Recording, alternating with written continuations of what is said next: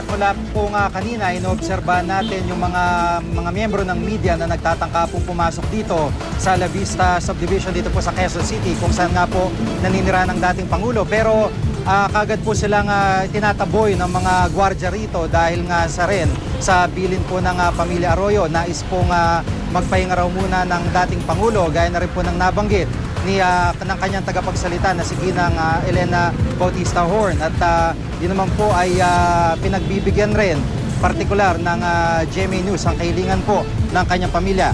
At bagamat nakapagpiyansa na, nananatili pa rin under court supervision si dating Pangulong Gloria Arroyo. Ayon po yan sa spokesperson ng Pasay RTC na si Felda Domingo.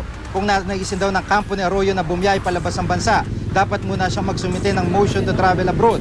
Kailangan daw kasing masiguro na nasa bansa si Arroyo para matiyak na makakadalo ito sa pagdinig ng kanyang kaso kung kinakailangan. At paliwanag ng Pasay RTC, mahina umano ang ebidensya laban kay Arroyo dahil nadinig lamang ng witness ang umano'y usapan nila ni dating Governor Andal Ampatuan Sr.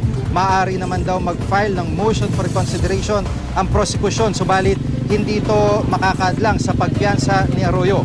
Judicial discretion daw ang binigay na halagang 1 milyong piso sa piyansa. At kanina nga po itong nakikita nyo sa inyong screen, yan po yung kuha ng GMA News nang pumasok po si dating Pangulong Arroyo dito sa La Vista, Quezon City.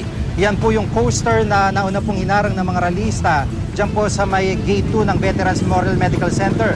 At yan po pala, nandyan po ang dating Pangulo sa likurang bahagi ng coaster at kumaway sa mga miyembro ng media na nag-aabang po dito sa gate ng La Vista. Mabilis na mabilis lamang po yan at makikita nyo kapuna-puna nga po gaya ng binabanggit ng kanyang anak ang pagkabawas sa timbang ng dating Pangulo. Ito po yung binabanggit ko rin kanina na pagharang ng mga ralista sa Gate 2 sa may Mindanao Avenue ng Veterans Memorial Medical Center. Nagtagal po yan, ilang minuto rin po ang tinagal niyan at talagang hindi po pumayag yung mga ralista hanggang nakausad po dahan-dahan itong coaster na kinalululanan ng dating Pangulo hanggang sa makabot nga po dito sa may La Vista, Quezon City.